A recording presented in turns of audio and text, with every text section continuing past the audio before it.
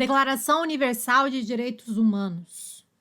Adotada pela Assembleia Geral da ONU em 1948, é o principal instrumento do sistema global. É a principal contribuição para a universalização da proteção ao ser humano. A Declaração Universal de Direitos Humanos é considerada fonte impulsionadora dos sistemas de direitos humanos existentes. Declaração Universal de Direitos Humanos. Na sua elaboração, houve consenso da comunidade internacional quanto à necessidade de trazer em seu texto direitos de primeira dimensão, direitos de liberdade, englobando os direitos civis e políticos. Na sua elaboração, houve grande embate político quanto à necessidade de trazer em seu texto direitos de segunda dimensão, direitos sociais, econômicos e culturais. Declaração Universal de Direitos Humanos. Apesar dos embates acerca dos direitos de segunda geração, acabou prevalecendo a ideia de que os direitos de liberdade, primeira dimensão, e os direitos de igualdade, segunda dimensão, possuem igual valor e devem ser assegurados com a maior efetividade possível. Atenção! Quanto aos direitos de terceira geração, há fortes divergências doutrinárias. A DUDH não é explícita quanto aos direitos de terceira dimensão. A DUDH apenas chama atenção para a existência dos direitos de terceira geração. A DUDH é marco teórico para o desenvolvimento dos direitos de solidariedade e fraternidade, mas não traz tais direitos de forma escrita em seu texto. Declaração Universal de Direitos Humanos. Entendimento da Banca CESP. Consensualmente considerada um prolongamento natural da Carta da Organização das Nações Unidas, ONU 1945, a Declaração Universal dos Direitos Humanos, DUDH, foi aprovada pela Assembleia Geral da ONU em 1948, Resolução 217-A. O documento reflete o desejo de paz, justiça, desenvolvimento e cooperação internacional que tomou conta de quase todo o mundo após duas grandes guerras no espaço de apenas 2 décadas.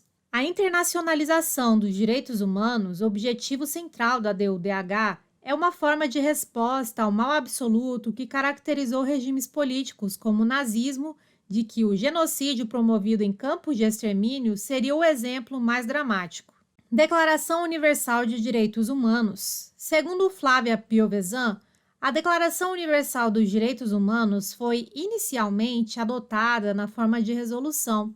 Assim, muitos doutrinadores afirmaram que o documento era uma mera carta de recomendações. Atenção! A corrente majoritária no Brasil, atualmente de maior aceitação na comunidade internacional, entende que a Declaração Universal dos Direitos Humanos possui caráter jurídico. Declaração Universal de Direitos Humanos. Argumentos mais importantes para a DUDH possuir caráter jurídico. A DUDH possui força jurídica, pois constitui interpretação autorizada da Carta das Nações Unidas. Carta das Nações Unidas. Propósitos e princípios, artigo 1º, item 3. Conseguir uma cooperação internacional para resolver os problemas internacionais de caráter econômico, social, cultural ou humanitário e para promover e estimular o respeito aos direitos humanos e às liberdades fundamentais para todos, sem distinção de raça, sexo, língua ou religião. Declaração Universal de Direitos Humanos. Argumentos mais importantes para a DUDH possuir caráter jurídico. A DUDH possui força jurídica, pois constitui interpretação autorizada da Carta das Nações Unidas. Carta das Nações Unidas, artigo 55.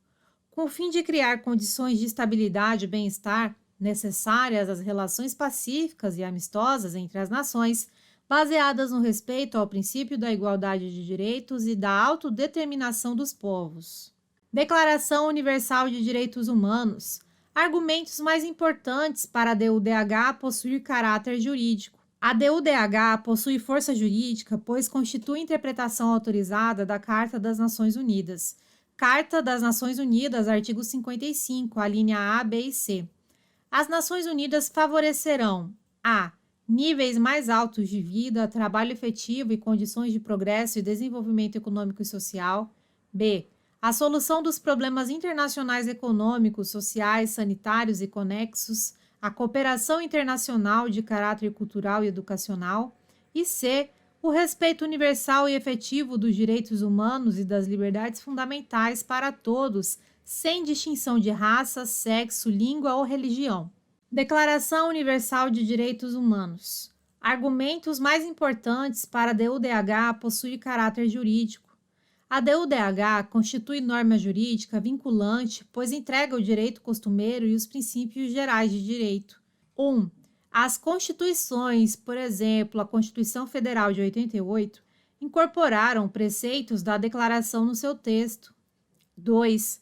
A ONU, em seus diversos documentos, faz remissões ao seu texto, explicitando para o seu caráter obrigatório. 3.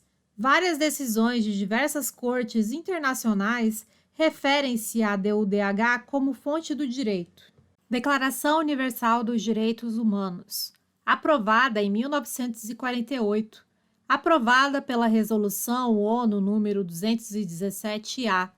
Importante, a DUDH não foi aprovada como tratado ou convenção, mas sob a forma de resolução. Preâmbulo da DUDH traz a dignidade da pessoa como elemento central, como fundamento de toda a comunidade internacional. Considerando que o reconhecimento da dignidade inerente a todos os membros da família humana e de seus direitos iguais e inalienáveis é o fundamento da liberdade, da justiça e da paz no mundo. Preâmbulo da DUDH. As guerras mundiais impactaram no surgimento da ONU e no desenvolvimento de normas voltadas para a defesa dos direitos humanos, considerando que o desprezo e o desrespeito pelos direitos humanos resultaram em atos bárbaros que ultrajaram a consciência da humanidade e que o advento de um mundo em que mulheres e homens gozem de liberdade de palavra, de crença e da liberdade de viverem a salvo do temor e da necessidade foi proclamado como a mais alta aspiração do ser humano comum. Preâmbulo da DUDH. Necessidade que os países que integram as Nações Unidas tenham um relacionamento amigável. Considerando ser essencial que os direitos humanos sejam protegidos pelo império da lei, para que o ser humano não seja compelido como último recurso à rebelião contra a tirania e a opressão, considerando ser essencial promover o desenvolvimento de relações amistosas entre as nações. Preâmbulo da DUDH. Na parte final do preâmbulo são discutidas as formas de implementação dos direitos humanos que deverá ocorrer pela adoção de medidas nacionais e internacionais de proteção e por intermédio da educação em direitos humanos. Agora, portanto, a Assembleia Geral proclama a presente Declaração Universal dos Direitos Humanos como o ideal comum a ser atingido por todos os povos e todas as nações, com o objetivo de que cada indivíduo e cada órgão da sociedade, tendo sempre em mente esta declaração, esforce-se, por meio do ensino e da educação, por promover o respeito a esses direitos e liberdades e pela adoção de medidas progressivas de caráter nacional e internacional, por assegurar o seu reconhecimento e a sua observância universais e efetivos, tanto entre os povos dos próprios países membros, quanto entre os povos dos territórios sob sua jurisdição. A DUDH não contém em seu texto normas de fiscalização de implementação. Declara direitos. A DUDH apenas indica a necessidade de promover a educação em direitos humanos e a adoção de medidas internas e internacionais para a promoção desses direitos. E atenção! Após a DUDH, surgem vários tratados e convenções que criaram mecanismos de implementação dos direitos humanos. Princípio da igualdade na DUDH. DUDH, artigo 1. Todos os seres humanos nascem livres e iguais em dignidade e direitos, são dotados de razão e consciência e devem agir em relação uns aos outros com espírito de fraternidade. A DUDH consagra tanto o direito à igualdade quanto os direitos de liberdade. Princípio da igualdade na DUDH. DUDH, artigo 2, 1.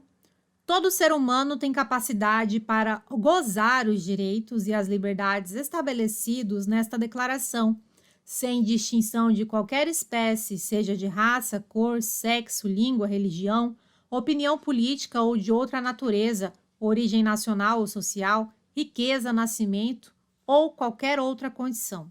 Princípio da igualdade na DUDH. DUDH, artigo 2, não será também feita nenhuma distinção fundada na condição política, jurídica ou internacional do país ou território a que pertença uma pessoa, quer se trate de um território independente, sob tutela, sem governo próprio, quer sujeito a qualquer outra limitação de soberania.